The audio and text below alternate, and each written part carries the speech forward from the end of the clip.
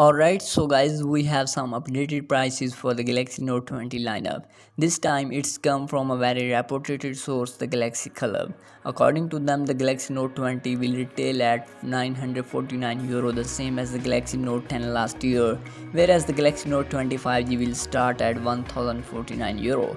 The Galaxy Note 20 Ultra, on the other hand, will go for €1,299. These prices are for the Netherlands. To give you some context, the Galaxy S20 Ultra was priced at €1,349 in the Netherlands at the launch. So technically there is a difference of €50. Samsung will also sell LTE only variants in limited markets, so the LTE version of the Note 20 Ultra should cost less than €1,300 in Europe. Samsung usually doesn't do complicated math while pricing its handsets in the US. Usually they just replace the euro symbol with a dollar, or in some cases add or subtract 50, so keeping that in mind, the Galaxy Note 20 Ultra should cost either $1,300 or $1,349. In either case, it's less than the $1,399 price tag of the Galaxy S20 Ultra.